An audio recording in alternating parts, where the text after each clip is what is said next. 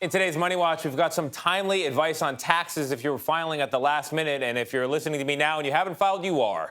The deadline to submit your taxes for 2021 or ask for an extension is just a few days away, Monday, April 18th.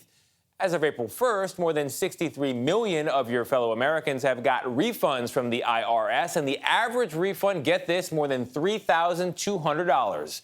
That is up 11.5% from last year, and it could help with inflation. CBS News' business analyst Jill Schlesinger joins us now. Jill, thank you for being here. If you haven't filed your taxes yet, what should you do? Take a deep breath, file electronically, and you know this, check, double check, triple check. You know the biggest errors are things like inverting a social security number or signature.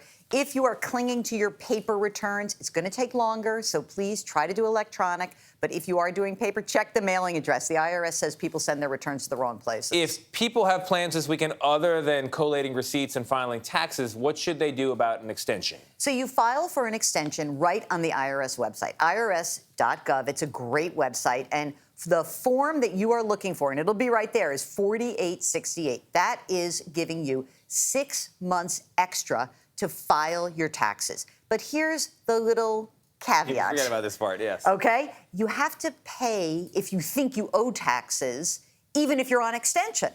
So you got to do this work anyway. And if you don't, the government will charge you interest on what you owe. And penalties. However, if they owe you money, there's no interest, so you might as well grab it.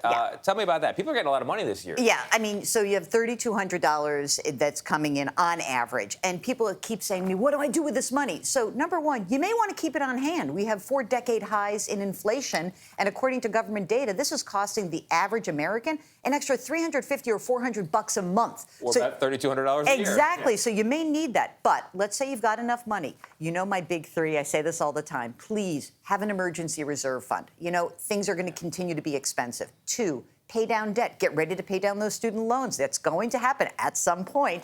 And 3, try to put money into a retirement account. I think this is an important thing. A lot of people, by the way, if you're going on extension, you don't get an extension to put money into an IRA or a Roth IRA. You still have to do that by the April 18th deadline. So please pay attention to that. If you can, do it. So people could pour it into a new business they've started. A lot of Americans have done that during the pandemic. If you started a new business in the 2021 tax year, what should you keep in mind? Well, what you should keep in mind is no one is withholding taxes for you, and that means you may need to make quarterly estimates of your tax bill. And it's a drag, I get it, but go onto the website. You'll have worksheets there. You can figure out either how much you owe, what your actual estimates should be. 4 quarterly estimates will keep you out of problems. So you say don't call the IRS if you have questions. What do you do then? You go onto the website. The IRS received 282 million calls last year, and they answered 11% of them. All right. So let's not call them. So go to the website. Websites, they're catching on. Jill, thank you very much.